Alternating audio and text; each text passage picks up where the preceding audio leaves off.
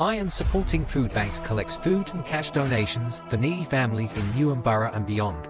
Please consider making a donation via their Just Giving page, the link for which you will find in the description section of this stream. Come on, you Irons. Good evening, ladies and gentlemen. Welcome to another episode of Talk West Ham. Thanks for joining us. So let's get stuck in. We've got Charlie and James joining us. James, how are you? All good, mate. All good. Good to hear. Good to hear. Charlie, yourself? Yeah, all good, mate. Stressful evening. Tried to drive the car, realised I left the car key in the other car that was not at home. Oh dear. So that didn't go well. But other than that, yeah, life's rosy. What can you do, mate? What can you do? So anyway, this is where obviously you guys that are in the live chat, not so much the guys that are going to watch it after the event, but you guys watching it after we've finished recording, going live, whatever, can put your comments in the section below. But please, you guys in the live chat, please feel free to get involved as much as possible, and we'll pick the bones out of any of your comments as we go along. So, gentlemen, let's start right at the very beginning. Let's start with a conversation about the protest movement. And before we do, I think it's probably a good idea for me to get this up for anyone that isn't sure and needs reminding that there is a boycott for the Brentford game. Now, that's going to hurt some people, because I'm sure there are people out there that have paid for tickets. But you know, at the end of the day, guys, if you want to engender change at the club, and look, I understand there's going to be some people that don't, but if you are one of the ones that wants to make a change at the top of the club, then I think that whatever you've paid for the ticket it's a sacrifice worth making, in my humble opinion. But I appreciate there are people that might have a contrary view to that. But that's just me. But that's up there in case anybody needs reminding. And I'm going to leave it there for the entirety of this stream. So anyway, James, talk to me. Did you go to the protest yourself, mate? I did. I slipped down there with one of my mates. It was right at the back. I could see you from afar. I sort of just went down there and basically stood there for about 10, 15 minutes, then turned around and come away with one of my mates and went back to Dagenham. So, you know, obviously the game was going to go on, and obviously wanted to get back to try and watch the game if I could somehow or another. But good turnout. Everyone's doing their bit. And that's it, really. Do you know what I mean? That's all we need. That's all we need from people, is everyone to do their part. And if everyone does their part, and we'll be all right. So yeah, I was there, mate. Yeah. So were you a little bit concerned? Because what time did you get there, James, if I might inquire? Cool. I think it was about, fucking hell, must have been about 10 past 1, quarter past 1, something like that. Do you know what I'm saying? Yeah. It was quite late. It was quite late because it was the Hammers United one was leaving about 12:30, I think it was, or 1:45, if I remember rightly. So it was a bit later on, but I was at the back. And my mate twisted my arm. He said, "Come on, let's go down there." And all right, cool. And then just went down there. So were you quite heartened? Were you surprised by the numbers of people that attended? Not surprised. Not surprised, because I think this is the start. I think there's more to come. I do. I think it's going to build over a period of time. But I'm not surprised, mate. There's a lot of people that are sort of, what's the word, numb to West Ham at the minute, and you know what? They don't care either way, which is never a good sign. So it was good numbers, but I think it grows from here.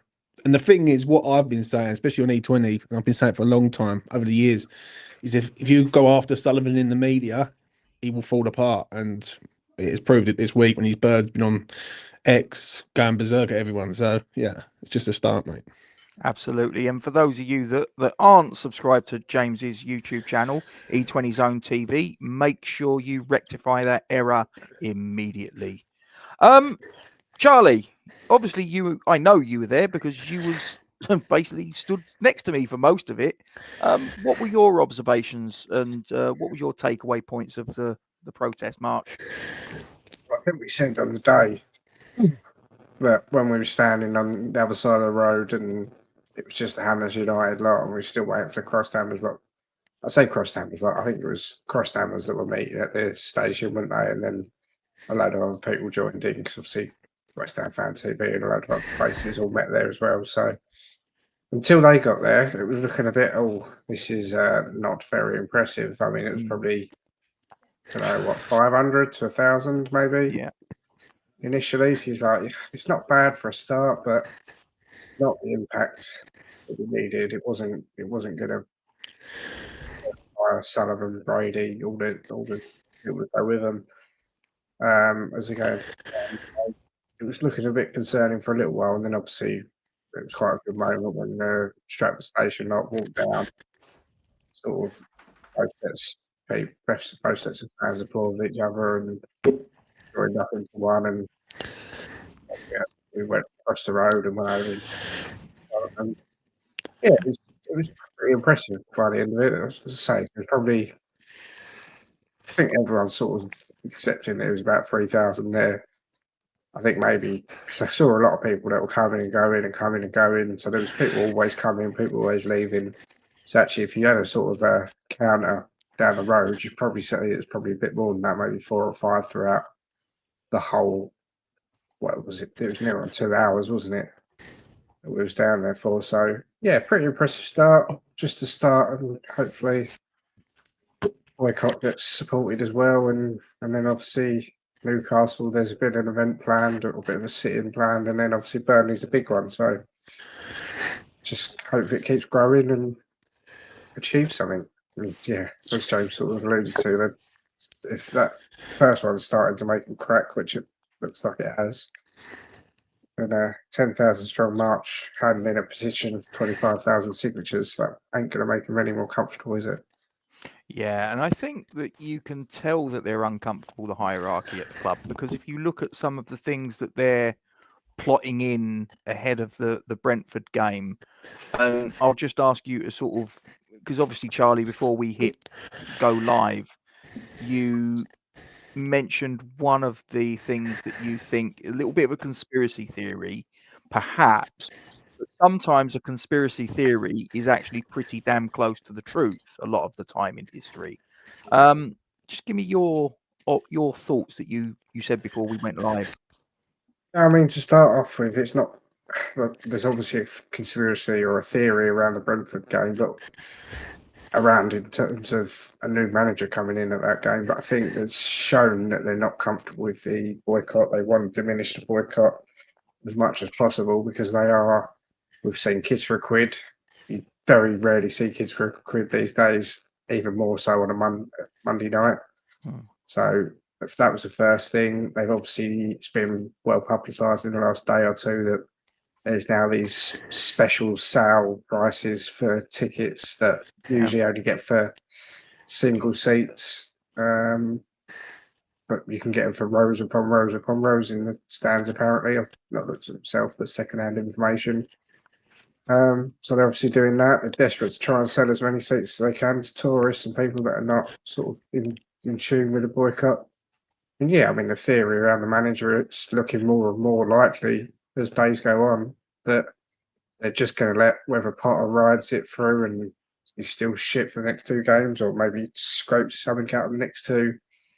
I think it's pretty clear that all parties at the club have now decided Graham Potter's not the man. So why they're not making a change now? Well, the only reason to be is then to bring the new manager in Brentford to then start a big PR campaign about come support your new manager needs all the fans behind him and the team, and blah, blah, blah, blah, blah. It will work on some people, no doubt it will work. But I think if that is the case and that does happen, we've got to kind of stand firm. Anyone that's planning to boycott Brentford, don't fall for their bollocks. The new manager and the team will still be there at the next game, the first away game, etc. So, yeah, I can feel that coming, but we just need to stand firm and get as good a turnout for that boycott as we can. James, just to ask you the same question, what are your thoughts on some of the tactics that David Sullivan is clearly employing ahead of the Brentford fixture? He's lining up Potter to be sacked, mate, in the international break. That's what it is. I think he's a dead man walking, isn't he? Let's be real. Yep. And he's a man who is running out of time. I think he has to win against Everton to have any chance of staying. I think if he draws the game, I think the same rules apply. But Sullivan's going to use the international break to get a new manager in. Whether that's Nuno, who knows? But it's going to be someone. And the Brentford game, he will use that against the fans and saying, well, if you're not here, well, you're not a real fan. You're not going to support the team. So he's going to make the people that are boycotting the enemy, and that's how he's going to do it. It's very smooth from him, but he's on the ropes. He's on the ropes already, and it's like it's only the beginning. And I knew it. Like, I've been saying this for years. Like, if you attack him in the media, and everyone who's done their bit in the media has been absolutely brilliant. If you do go after him in the media and you go after him consistently, he ain't gonna last. He just ain't gonna last, the geezer. So, this is his final hurrah, so to speak. But this is not about any manager at the minute. This is about West Ham United as a whole, because managers come and go, players come and go, but the football club will always remain the same. So, this is a big one on the 20th of October. It's massive. I will be in Norfolk somewhere watching it. I'll be away with my missus, but I will find a pub and I'll be watching the game and sort of doing all the stuff on E20. So yeah, it's big, man. It really is.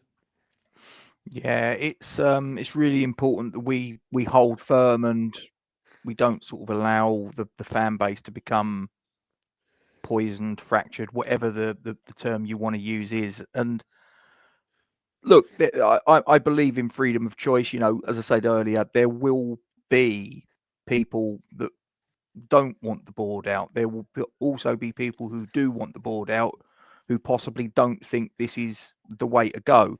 But I was watching Hammers Chat earlier, and they had Bubbles from Hammers United on there, and he's obviously he's sort of like he's given a little bit more meat on the bones as far as what's upcoming. Black balloon, I believe, against Arsenal is one of the tactics that's going to be employed. Charlie, you referenced earlier the planned sit-in at the end of the Newcastle United game. There's going to be a lot of things, and Bubbles actually sort of said there's going to be some ideas that are going to be utilised during this campaign, and some of them will work better than others, and the ones that don't work so well will be moved to one side and be replaced by the ones that seem to have a little bit of traction for the movement. How you doing, Tony? Hope you are well. So yeah, like I say, there's obviously been a few little rumblings and whatever else earlier in the week. That's all now put to bed, and we need to be, as a fan base, as far as I'm concerned, if you want, and like I say, it is the if, because I'm not saying everybody has to. I believe in this. James believes in this. Charlie believes in this, and there's many others that believe in it.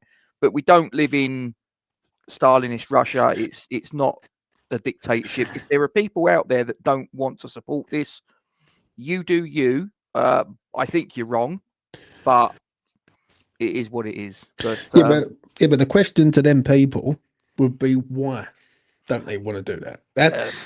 Exactly.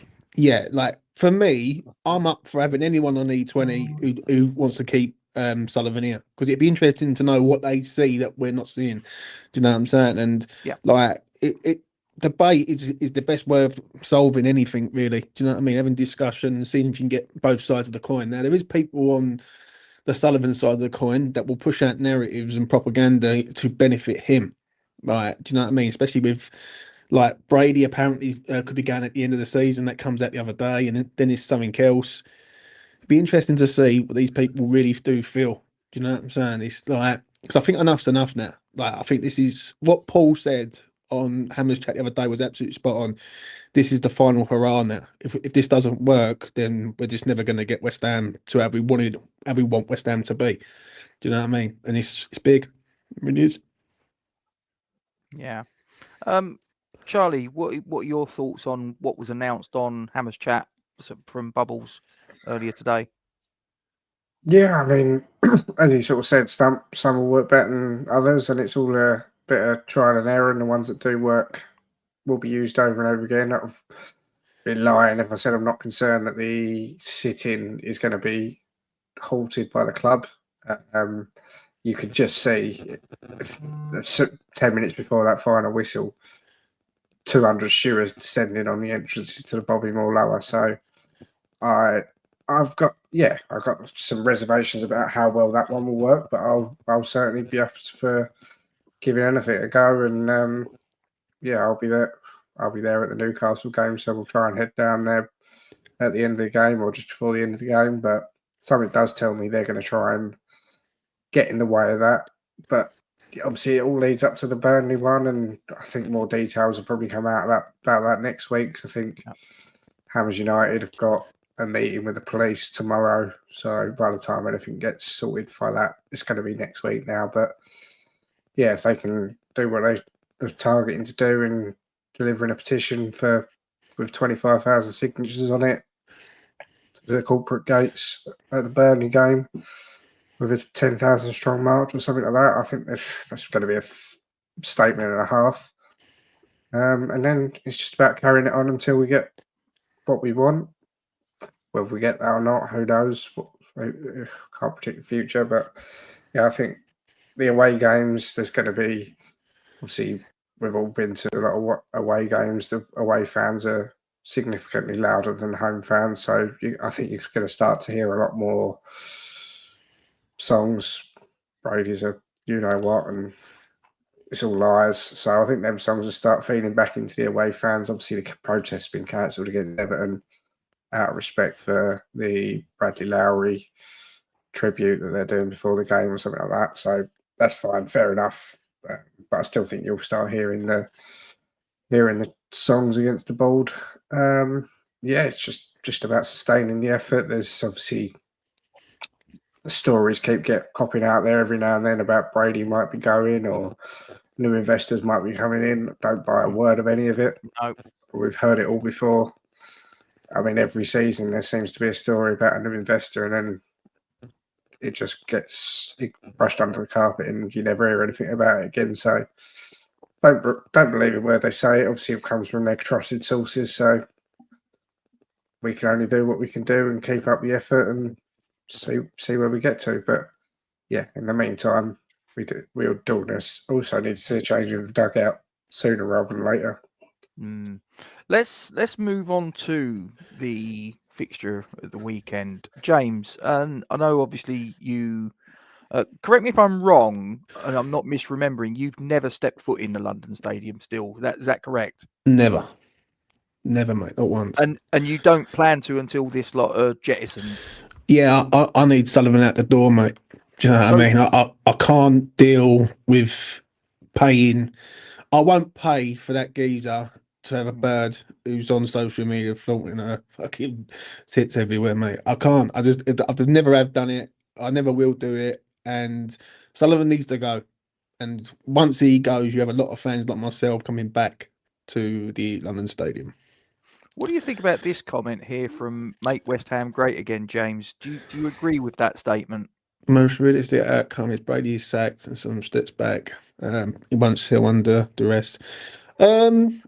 I think he will sell, mate, if I'm being honest. I think if you up the ante in this, I don't think protests will do the damage. I think boycotts do the damage more than protests, if I'm being honest. But that's my opinion.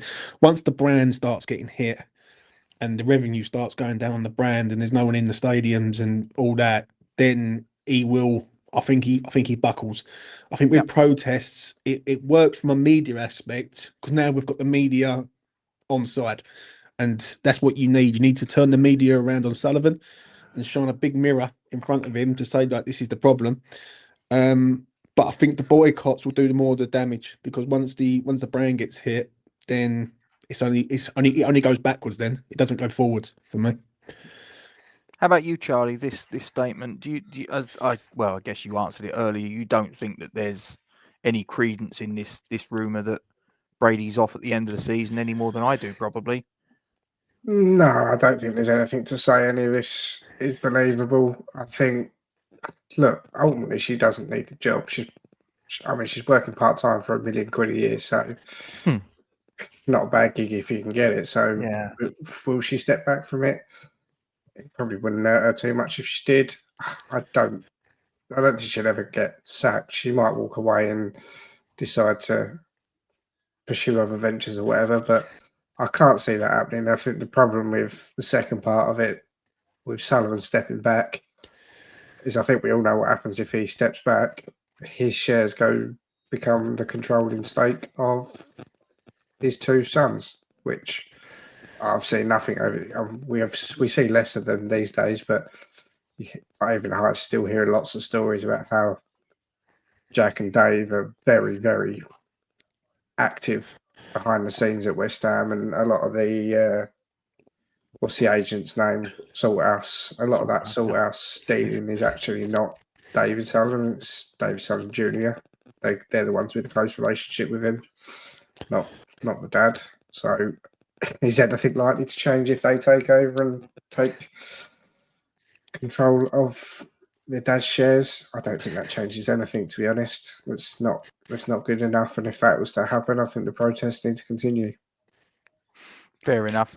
Let's move on to the match itself. If I just sort of start with you, James. So let's go with what were your observations? What were your thoughts on the team sheet? What were your thoughts as the match unfolded? And what was your thoughts when it was all said and done on the performance and the result on the pitch? Do you know what? I thought the team selection was all right. I don't think it was too bad. Like against Palace, like I thought it was okay, but we're just not that good. We're trying to play a style of play that we've never played in our lives, and we've got to learn it within 6 months. It's literally destined for disaster, isn't it? Let's be honest. I thought first half they scored. We were average or below average at best. But we have spells with West Ham. Yeah, we're like Harry Potter at the minute. We have a few spells, and then next thing you know, we don't see nothing. Second half, we did come out, we did score. But I think their second goal just killed us. It's a great goal from the kid. And once that went in, there was nothing about us after that. The sub of Fernandez made no sense. No sense at all. I said it on E20. I said, why are you subbing off a 21-year-old when you got Ward-Prowse? There was easy, could be subbed off, but we all know that he must have some nudes on him or something, because it's like now it's becoming literally like weird now because he never gets subbed off. And after that, when the subs of Magassa come on and there was Guilherme, it felt like we just run out of energy, run out of ideas. And that's worrying, really. Do you know what I mean? If we're only playing one game a week and we haven't got the heart to sort of commit all the way to the end, then the only way is down for me. So, yeah, it was a bad day all round. Yeah. And before I go to you, Charlie, with the same set of questions, if any of you guys that are watching, if you wouldn't mind just dropping a like on the stream, and if you've got a spare hype, I'm led to understand that possibly could help this get out to places it otherwise might not get, even more than a like. So if you could spare one of those, you get 3 a week apparently. That would be marvelous. So Charlie, again, saying, I know we did the match preview the other day, but match review, excuse me. Yeah. Again, thoughts on the team sheet for those that haven't watched it, that might be watching this. Thoughts on the team sheet, thoughts on our setup, a general play during the game, and the outcome, and principally what it means for Graham Potter. Yeah, I mean, skipping right to the end there, it should mean that he lost his job, but clearly that hasn't happened and doesn't look like it's going to happen now. Well, won't happen now. He's so close to the Everton game. Yeah, I mean, the team sheet, we did the preview as well, and the team was exactly as I predicted, or we both predicted, really. You had a different lineup that you wanted to see, but I think we both expected what we got. Yeah. And we got that in terms of both the team sheet and the result. So, yeah, I mean, a bit like we said before, and a bit like James just said, we had spells. Quite honestly, I'm fed up of spells and little periods in game where we're playing all right. It means fuck all if you go on and concede 3 goals. So, yeah, was we all right at times? I guess so, but then is the argument to that just that Palace taking their foot off the gas for 10 minutes and letting us have the ball? At no point during that game did I feel like we was going to score. Obviously, we did from a corner that was a bit out of the blue, but did I ever feel like we was going to go on and get anything from the game? Not really, not at all. So, yeah, we got what we deserved, exactly what we expected, and it should have been the end to Potter. But clearly, we have to go through it all again in a few days' time when I'm travelling up to Everton to watch these pillocks. Yeah, you're very lucky. You've got a ticket. How about you, James? Have you managed to get a ticket for the first trip to the Everton's new stadium? No, lucky? mate. No, I'm not that lucky, mate. Do you know what I'm saying? I'm lucky, but not that lucky. Yeah. Looks a lovely football stadium, doesn't it? It does. Just- Yeah. Yeah, and it's right near the right near the I think it's the River Mersey, I think it is. Yep. So you know what I mean. It's very very nice. And but one thing I will say, with a bit of positivity, is we always beat teams who move into new grounds. So you know, there is hope. Do you know what I mean? We beat Arsenal, we beat Spurs, we beat other teams before. So you know, there is hope. Isn't it the hope that kills you, boys? Yeah, most certainly is. Yeah, Mate. I don't think I've got any left, so I'm all right. But yeah, that's going to be a real sucker punch walking in. Obviously, assuming it's as good as I expect it is. A bit like when I first walked into the Spurs ground. Annoyingly, it's going to be a real sucker punch walking into there. A bit thinking, oh, this is what we could have had, and this is what we should have had, and comparing it to our soulless shithole. So that's that could be very depressing. Yeah, I put in for the ballot, boys. I've got quite fortunate with the ballot, as you know, Charlie, with some of my tickets that I've managed to obtain over the last couple of months. But the run unfortunately came to an end. I've been to Everton the previous 2 seasons, obviously both at the Goodison Park. But yeah, I've got to say their stadium does look something else. And exactly what you say is that you look at any new stadium, basically from the moment that we moved to London Stadium, and it's like all the stadiums that I've basically seen, that Tottenham, regrettably, I mean, I look at that stadium and just go, wow, and it pains me. It pains me. I look at it and I go, if you could paint that thing, and my wife's chuckling there because she's a Spurs fan, but if you could paint it claret and blue, if you could remove that golden cock on the roof and put a pair of golden hammers crossed on the roof and transport it to E20, that would be absolutely marvelous. But we can't do that. Instead, we can't even paint our own stadium claret and blue. No, the seats are fucking white. Stupid idea. Yeah, it's just all sort of like, very unsatisfactory. And exactly when you sort of like say about we'll look at Everton, anyone that goes up there will probably be blown away by it, but then they'll have that sort of subplot of like, you know, why are we not in a stadium like this? People prefer to go away now than home, 100%. which is a worry. Like if you've got fans who go, like people have said to me, I'm going away from now on, James, I'm not going home. Yeah. like your house might be like 20 minutes up the road from like East London or something, or an hour or whatever. Yeah. And these people prefer to go away, like, you know, Manchester, Liverpool, wherever. I empathise. And I'll tell you this. And Charlie, again, you know this because we've had this conversation. I had to wrestle with renewing my 4 season tickets this year, and I almost didn't. And the thing that swayed, or there was a couple of things that sort of swayed it. I do not enjoy the home atmospheres. Hate them with an absolute burning passion, especially when I have. And I've got this sixth sense. I can spot these fuckers a mile off. The tourists, the non-West Ham fans, all of those, I can spot them. Absolutely. It's like a spider sense I've got. And usually, because I'm up in the gods, that's usually where a lot of them will go, because they'll think they're out of the way and all of the rest of it. And they're right. Although I'm sat next to them a lot of the time. So it's like, oh, well. But yeah, it's a horrible, horrible experience being. I enjoy being with my own, as in the hardcore fans. I enjoy going to the supporters club either before or after the game. I enjoy going to the Hammers Chat boats either before or after the game. I enjoy going to where the Ribman's plotted up by Hackney Wick Overground Station before or after the game. I enjoy meeting up with people like Charlie. I enjoy having time with my kids. But I don't enjoy, other than that, the match day experience. And the only reason that I kept the season ticket, other than all that, was the away games. The away games are so much better. So much better. True. It is true. He proved it on Saturday when you see everyone there. Like everyone there, like see all the YouTubers there, and everyone doing their stuff. It's just everyone's come together now. And I've been screaming for this for a long time. Just come together and we'll be fine.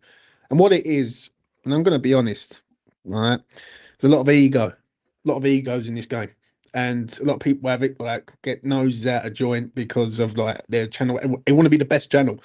With me, I don't really care about being the fucking best channel. I want West Ham to be the best. Like, do you know what I mean? And the channel is just a channel at the end of the day. And what it is, everyone's coming together. Everyone's doing their stuff. I see Dan Lawless in the week do his stuff, and I was like applauding the geezer, mate. I thought, yeah, and I know Dan. Yeah, on TalkSport, the way he handled Simon Jordan and all that. Now I know Dan sort of away from YouTube a little bit, yeah, because I know people he knows and things like that.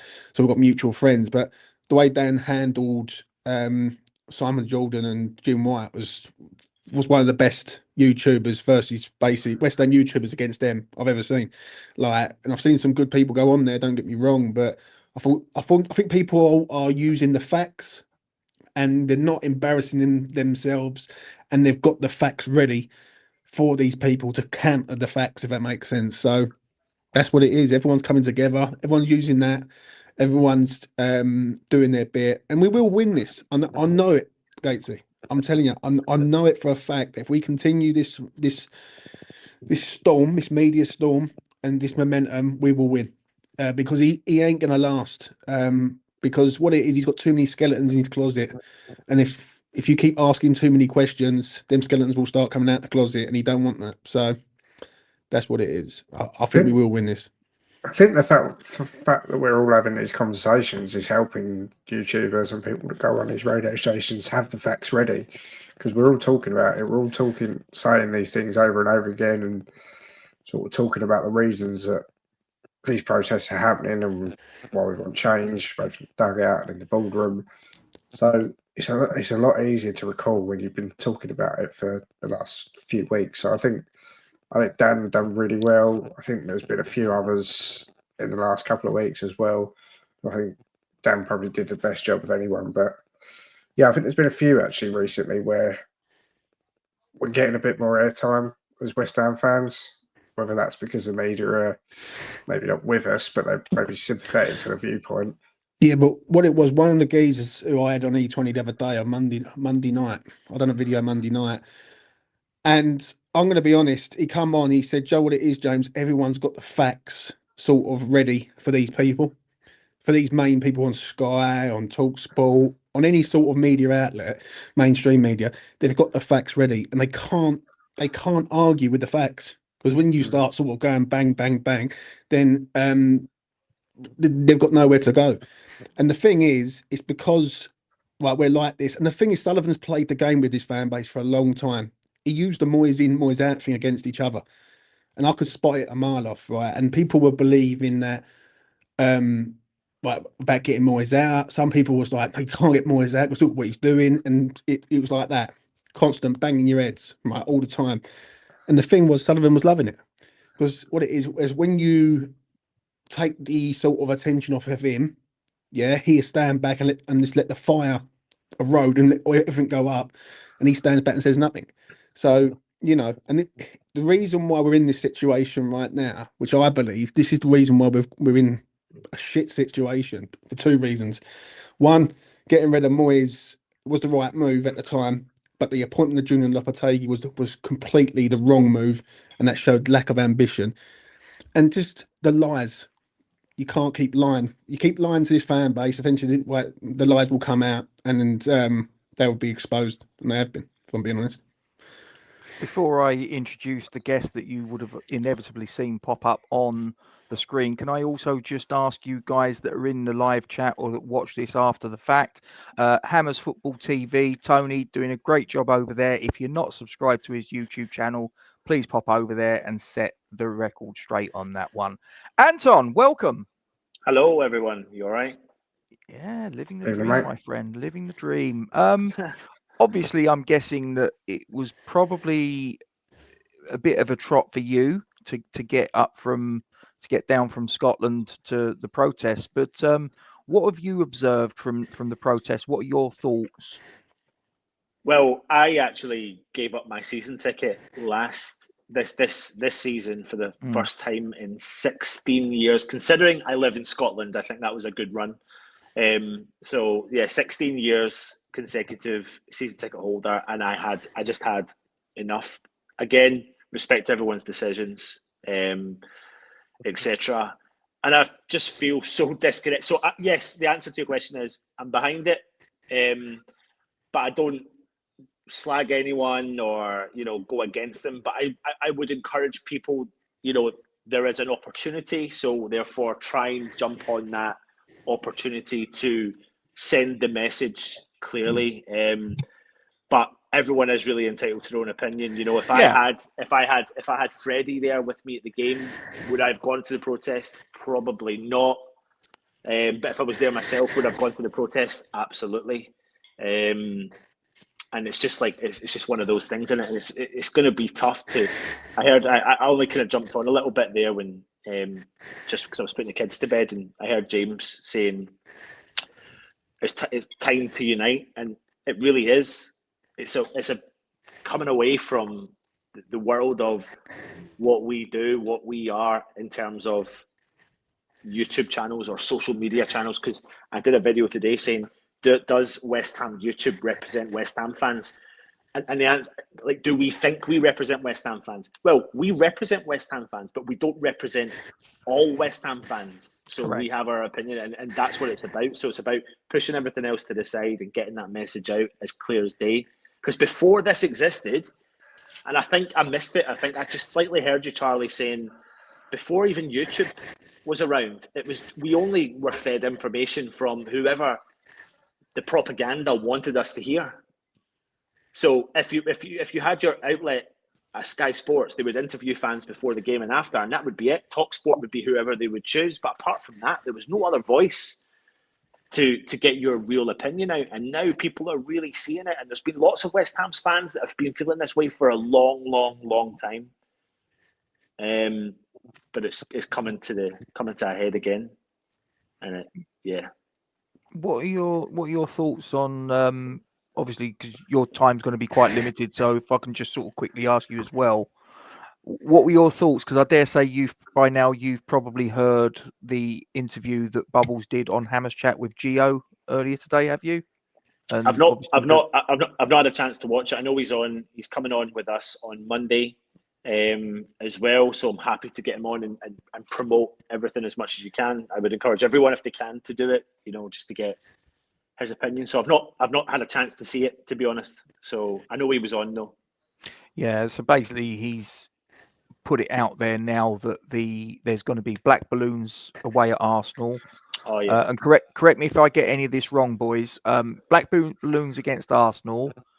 The Newcastle game is going to be a sit-in protest, which I think the bulk of that is going to be, correct me if I'm wrong, boys, probably more lower. Probably more lower. Yeah. That's the plan. Okay. And I think there's no black balloons at Everton because there's correct. Bradley Lowry thing going on for the charity thing. So they're saying apart from that game, I believe the black balloons are for every game. Every away game. Yeah. Hammers United have got flags as well on Saturday. I think they're trying to get a lot of away fans to get themselves one, to have hundreds, if not thousands, of flags with Brady and Sullivan's face on it for each away end this season from Arsenal onwards, obviously. Listen, the whole thing pains us all, right? And if I try and flip the story and I think, shit, do I want to take Freddie to a game at West Ham right now?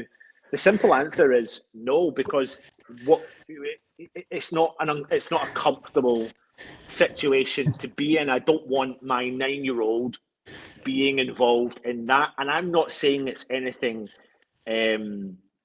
terrible. It's just how do you encourage a child to want to watch the utter garbage that first and foremost we're seeing on the park? The confusion around the stadium, the disaster of the stadium, and then suddenly the fans are angry, as we all are, against the board. It's just not an entertaining. Right now, it's becoming even harder to make new create new West Ham fans, because right now we're the laughing stock. And that's you know, not just right now. For us, we felt like the laughing stock for a while, apart from maybe a few years where we had our minds taken out of the crap that we're in because we went on a European run. And I'm not going to lie to you, I don't thank the owners for that. I don't thank them one single bit for that.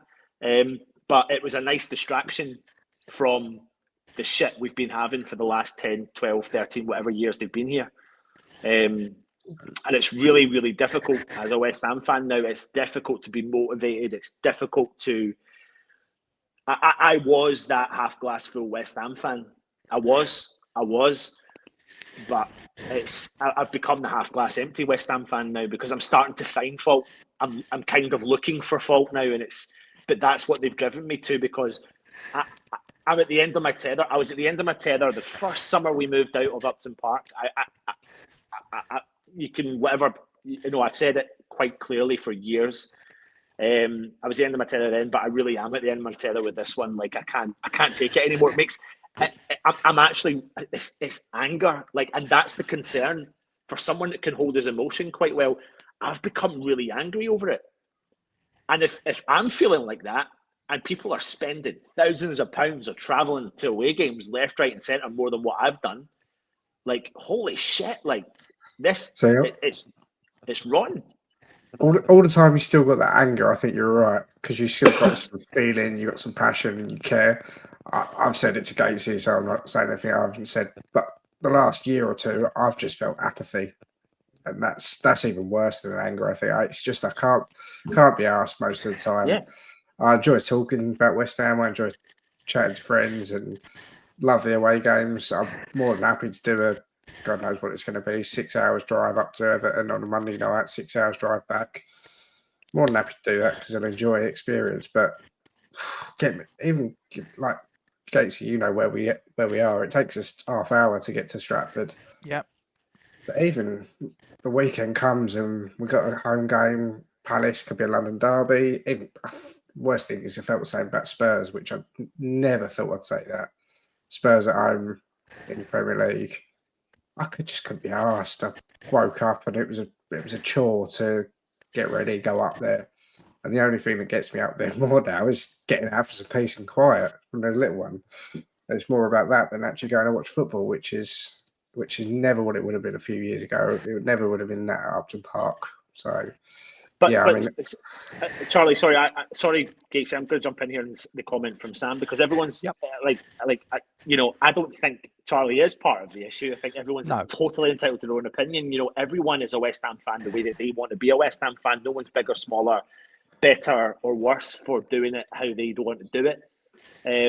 It doesn't put anyone in any way, define them in any box in any way whatsoever. So I fully understand why people have, like what you said, Charlie, apathy, because it's like you're at the end of your tether and people deal with things their own way.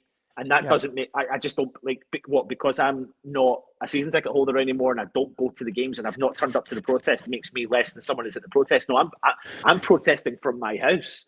I'm fucking protesting. Like, I mean it. Like, I am.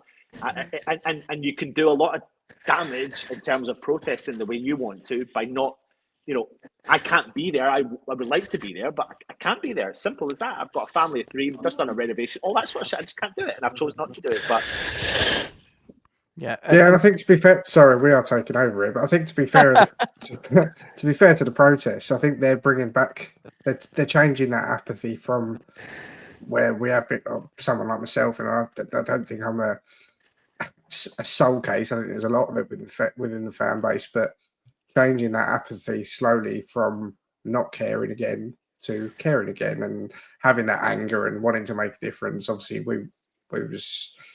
I mean, you guys here and James was obviously there. We was at the protests on Saturday. I won't be at Brentford for the obvious reason that's on the screen. I'll happily go and do the sit-in. And obviously I'll be hopefully joining in with some balled out songs at the Everton game on Monday. So, yeah, apathy has been there, but it's one of them things that comes and goes. I think the protest is turning it back into anger and trying to do something about it. First things first, I just want to say something, Go for it. You haven't got to justify yourself to no one. That's what I'm going to say, right? You haven't got to justify yourself to no one. Right? I had a season ticket for West Ham for many a year, and then I ain't been to West Ham in 10 years. Don't make me less of a fucking fan. You know what I'm saying? So you haven't got to justify. You haven't got to justify yourself to no one. At the end of the day, the West Ham fan base has finally woken up to the problem that has always been there, but it's always been overshadowed by different things. People's opinions on managers, players, etc. And when you keep looking at it from afar, and I've got 10 years worth on Sullivan, and I look at him, he's always does the same routine, same pattern, same 2 games. Right, you've got State of Execution 2 games, and Pellegrini had 2 games, and Moyes had 2 games, and things like that. It's always the same. But people just woken up now to the situation. Do you know what I'm saying? You haven't got to justify yourself to no one. I said it on E20 the other day. I said, listen, my nephew's autistic. You might have an autistic son. Yeah, you don't want to take your autistic son into that environment and make him uncomfortable in that environment if you've got kids and all that. And I understand that. I ain't got no kids. Yeah, but you do what's best for you. And also another thing, I am going to say this, yeah, because I see Gio get a bit of heat the other day, and I'm going to say something right now. Yep. What you do on social media, i.e. YouTube, helps everyone all around the world. Because there's people in Australia, America. Obviously Lucas is a part of E20 with me, American. Yep. Like you need to make this worldwide, not just like just not just in the London area. So you haven't got to justify yourself to no one at all. You're a West Ham fan in your own right. I think Sullivan's going to try and drag this out into the winter, and he's going to think, well, how many people are going to get there on a freezing night in December? What you don't realise is once West Ham fans have got like a bee in their bonnet, they ain't going to stop. And it is what it is. But if he wants to fight and he wants a war with with the fan base, he's going to have it, because this is only going to grow. And as I say, I'm very calm on this. I've been calling for this for a long time. If we all come together and we get the media on side, which we have done, it will work and we will win. And I think to add to that, like, you know, we had the potential protest the last time a few years ago, but this is being done and completed in a structured manner, professional mannerism that makes it more tangible, especially in the mainstream media, which is what makes this go further. Because the last time it was like, you know, there was kind of ongoing jokes about you were standing but marching, and then it was with the wrong reasons. They were, you know, everyone understands. And years ago, people might not know this, but years ago, Karen Brady called quite a few of the social media channels, the early day YouTube channels, together to try and, I suppose in theory, we didn't know what it was all about. But when you turned up, now we refused at the time to go predominantly because I had already had a conversation with David Sullivan Jr. about coming on to the channel to have a little kind of chat about what the situation was. I was asked at the time, though, that there was going to be no questions and no kind of insinuating that the board have issues and you have an issue with the board.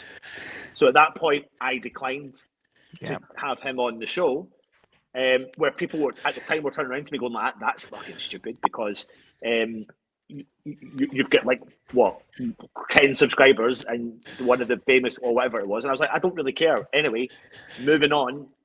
The previous protests just was all panicky, where this is now a structured professional system in place that's going to put a message clearly. It's a sustainable approach as well.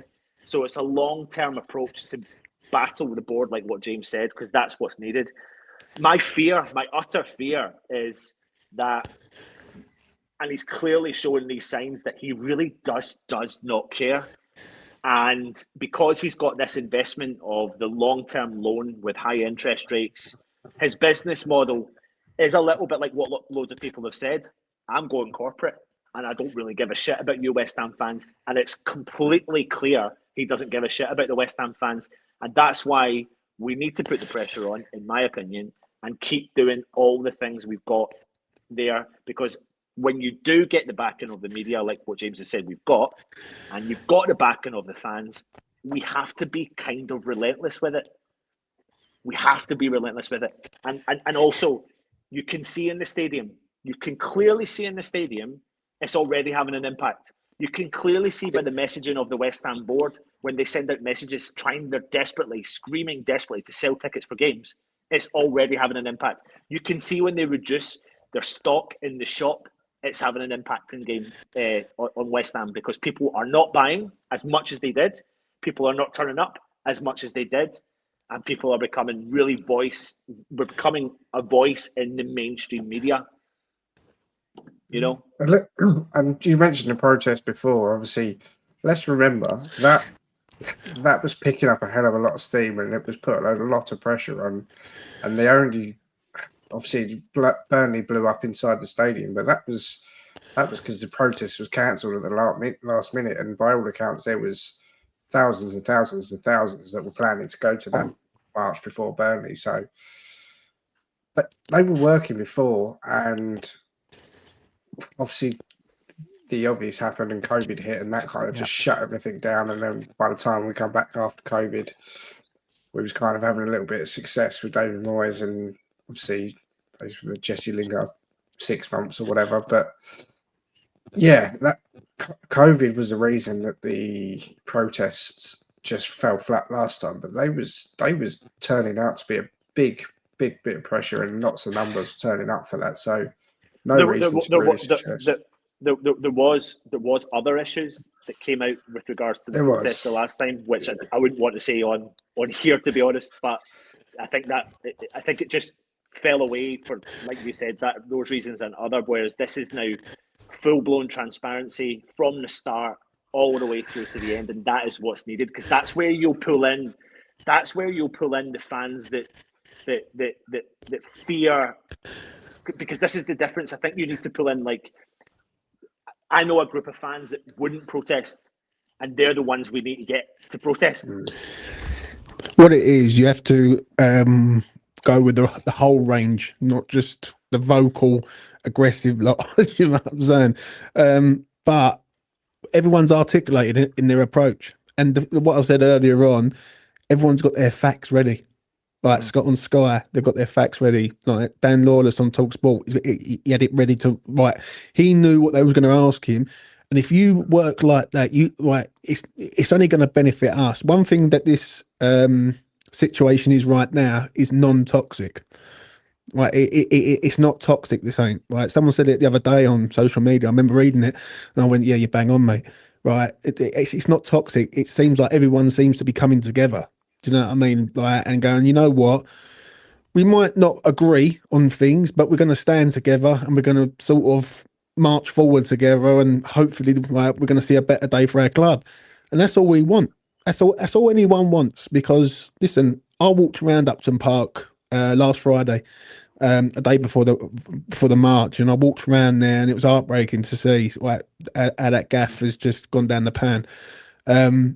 And all it is a bit of graffiti left and a little capsule in the middle where the centre circle is. Like it's literally, they've eroded our history.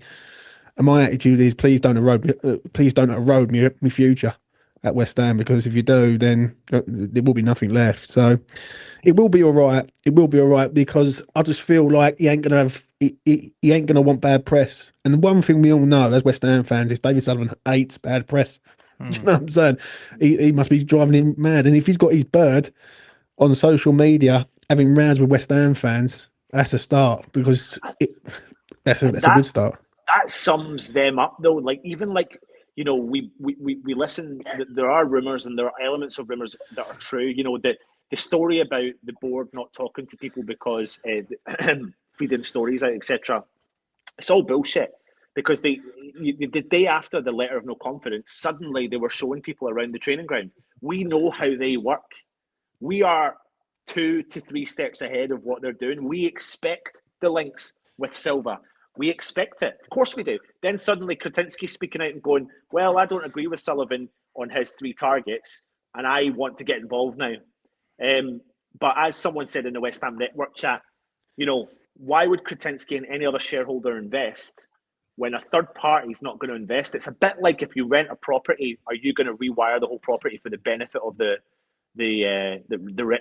rental? It's a really good analogy to describe exactly where West Ham are at, not just because we don't own the asset, but because we've got shares that aren't up for that are up for sale that no one's buying because nobody probably doesn't want to work with fucking Sullivan. And secondly, like they're overvaluing the club. I think one of you guys said it somewhere because what are they overvaluing the club at? Is it 800 million or something? They're saying they About want. that. We don't. I think it's We about don't that, have. yeah. We don't have a fucking asset. We don't. We've got players. Like it's built upon what? Like Yeah, they're not very good at the minute. No. Yeah, I don't know. What, just to sort of like to bring it to a sort of because say I wanted to do this for about an hour, so just to sort of get from each of you, because obviously look, we've spoken about the protest at length, and I think we're all on the same page. Let's bring it on to the current managerial situation. If I can come to you, James. Is there any of the candidates that you've heard mentioned that you're heartened by, be it Marco Silva, be it Slaven Bilic, be it Nuno, who I believe is the heavy favourite? What are your thoughts? I feel like it's just going to be a rushed appointment again. That's the problem. Like it ain't going to be a like pinpoint target of like and for progression. This is a situation where it's probably going to be Nuno. Like I'll be honest with you, like I can't see it being anyone else. We ain't buying no one out of a contract. I'll be very stunned if West Ham go and buy someone out of a contract. I can't see that one happening. So it's just a bit. It's just like one out, and then it's like a recycled job again. The issue is whoever it is has got to keep us in the league, right? Because if we go down, I think that's it. I think it's game over for West Ham then. Oh yeah. So whoever it is, they have to get the appointment right, and they have to do it at the right time. Now, I remember in 2011, with Everand Grant, they had a choice to make in that January, and they didn't bother. And eventually, we went down, and they sacked him at the end. I hope that if they don't want Potteria, yeah, they've just got to make the decision at the international break. It's the perfect time. You play Arsenal, you're probably going to get beat in that game. Yeah, we're going to the international break, and you've got to make a decision. If they go in that international break and Potter's the manager for the Brentford game, then we've got a huge fight on our hands to stay in this league. Big time for me. How about yourself, Charlie? Your thoughts on the managerial candidates? None are getting me too excited. I think James is right. It probably is Nuno, but it doesn't sound like he's the choice of every member of the board. I think Slav would be a mistake. I mean, he's not had a good managerial job or he's not done a good job for, well, probably since 2016 with the last season at Upton Park. He hasn't really had a successful placement at anywhere he's been since then. So I think that's a mistake. I'd love to see us go and buy Silva out of the contract. I'd love even more to see us go and buy Iraola, but he'd be mental because he's lined up for Real Madrid or Barcelona. Yeah, I get it's probably going to be Nuno. I think it'll probably work in the short term. It will keep us up. The problem with keeping us up is there's a lot of decent. I was going to say good. There's a lot of decent enough teams in this league this season. The 3 promoted teams look fairly good. Sunderland look pretty good. Leeds have started to pick up a little bit. Even Burnley have looked solid at times. Obviously, gave Liverpool a game. So there's some teams in the league this season that are going to be in trouble if they don't pull their finger out, and we're one of them alongside Wolves, and probably Brentford could be thrown in that mix. So it's going to be a tough slog. I don't think it's going to be an enjoyable season, but do I see it? If Potter stays in charge, I think we're gone. We might as well just give up now. Nuno comes in, probably see a bounce. I think we'll be all right, and we'll scrape survival, and then probably have a decent season next season. But we'll get to the same position we did last season or a couple of seasons ago with Moyes, where people were saying this terrible football is boring, 30% possession at best. So, yeah, it's just going around the same cycle as we have been for the last 10 years. So, am I enthralled by Nuno? No, not really. But if it's a break glass in emergency, then I guess that's where we're at. And before I bring it to you, Anton, I probably should have done this when you came in. And I'm sure all you guys that are watching are subscribed to West Ham Network. But if you're not, please pop over there and give them your support, as well as the Dad's Our Job TV podcast as well. Give them your support as well. Anton, your thoughts on the managerial candidate should David Sullivan and his cohorts dispense with Graham Potter's services? I think I agree with what Charlie said. Silva would be the one, but for me, I don't think it really matters, if I'm being honest with you, because we've been there, done that, wore the T-shirt, and literally, I think anyone except for David Moyes, who I'm not discrediting what he did at West Ham, but I think there's so many things that played into the hands of that situation. But Jesse Lingard obviously was one of them. But no matter what, please someone evidence me, apart from the last year at Upton Park, what manager under this board has ever succeeded, because I don't think it can happen, if I'm being honest with you. I think we are rinse and repeat, rinse and repeat, rinse and repeat, and that's exactly what they seem to do. And one of you guys mentioned earlier on, it's the same old story. You've got 2 games to save your job. You've got 2 games to save your job. And we're here again, however many years later, living in our new home that we don't own. And you've got 2 games to save your job, and you've got 2 games to save your job. So you bring Silva in, fucking just the involvement, they can't help themselves. They'll be too involved, and it will just be the same cycle. And I think it takes a bit of a kind of wild card. And I think at the time when he was available, I would have pushed the boat out and tried to go for Mourinho, because I think it's a wild statement that I'm making, that I'm even saying it, because I would never have wanted him before. But I think his ego might have been something that might have not necessarily challenged and changed the way the board were. He just probably wouldn't have taken the nonsense side of things, where it seems to be that everyone else we get seem to just be, okay, sir, yes, sir, 3 bags full, sir, or madam, whoever's telling them what to do. So if I had to choose someone, it would be Silva. But even with that, I don't think it's going to change because of the owners. And I think we've got enough evidence to show that.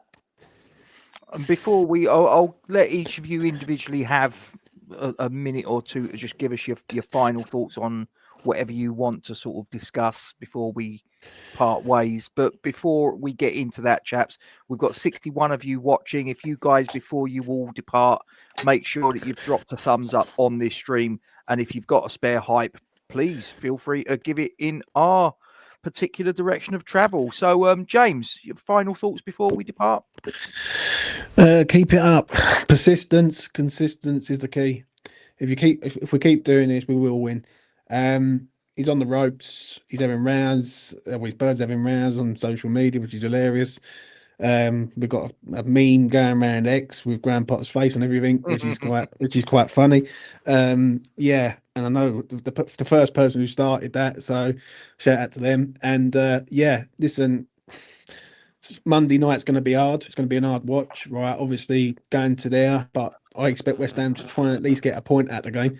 If they can, then great. Right, every point matters at the minute. But the long-term goal is to get this owner out the club, and I think we will do it. It's just going to take a bit of time, and it's time that we haven't really got at the minute. So we will see, for me. Charlie, over to you.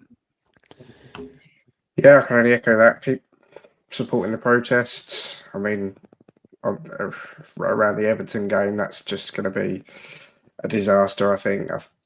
Potter in charge, I've got no hope that we're going to go there and win. Going there myself to see the new stadium is going to be. It might be the first time I cry for about 10 years. Seeing a competent football stadium for a new newly built, but yeah, that'd be interesting. And then yeah, continue to support the process. I think Andy made a good point in the chat earlier that mentioned it's got to stay civil, these protests, to a point. Even one of the tweets on Twitter earlier this week by someone who doesn't support the protests and actually supports the board, from what I know, said something about David Sullivan, and it probably crossed the line. And if we get to the point where physical protests at the ground are getting a bit violent or rowdy and causing trouble, and that gets clipped by newspapers or whatever, newspapers talking like it's 1995, But we're the ones that start getting look silly, and then the media quickly turn back to being on Sullivan's side and sandwiched all a bunch of yobs. So let's do it. Let's do it professionally. Let's do it properly. Let's keep it persistent, and we can last longer than them. Yeah, and I think before I move on to let Anton have the final word, I think Bubbles was at pains to say that we needed to protest on Saturday. We needed to be visible. We needed to be vociferous, but we needed to be peaceful. Would have served absolutely no benefit whatsoever to the purpose of the protest if we'd have been getting arrests left, right, and centre, and police getting carted off with teeth knocked out and all the rest of it. You lose the moral high ground when that happens. So, and it was good to see that it all passed off peacefully, and long may that continue. Anton, final word to you, sir. Well, I think that statement about support the team, not the regime, was clear on Saturday. You know, when the bus turned up and the fans clapped, you know, that was really highlighting where anyone who's watching it should really realise the issue's not with the players. Yeah, do you know what? I get pissed off with the players sometimes when they don't show the heart, they don't show the desire, but that message was clear. Anyway, my message is, I don't want the board. I never have done. Well, I was sold a fucking dream, and in 2016, the summer we were promised 2 world-class players, and we ended up with Zaza, Gokantor, Feguli, Nordveit, was the moment I went, oh shit, something's not right here. So yeah, I was at the game where Payet was having a blinder in the first half against Watford. I think I've never seen a better half of football played by West Ham in a long, long time, except for that first half against Watford. And then we fell in the second half and got beat 4-2. That was our first defeat at London Stadium, wasn't it? Yeah, and it was. It's been a spiral since. And it's like, holy shit. So anyway, yeah, BS out. If you can, support the protests, support the sit-in, get your voice heard as much as you can. Let the mainstream media know what this board is all about, which is not much, and keep getting that message out there. We were so polite and civil on the weekend. We even applauded Crystal Palace into the ground. I got to be honest. I didn't realise that was Palace's bus until someone turned around afterwards and said, "Our bus is coming in soon." I went, "Oh bollocks, never mind." We're polite fans. What can I say? Anyway, James, Charlie, Anton, thank you very much indeed for your company, guys, in the live chat. Thank you for yours, and any of you guys watching it after the fact, get your comments in the section below on any of the points that we've discussed, and I'll do my best to answer them all. Only one thing left to say, guys, before we sign out. Come on, you Irons. Come on, you Irons. Cheers, lads.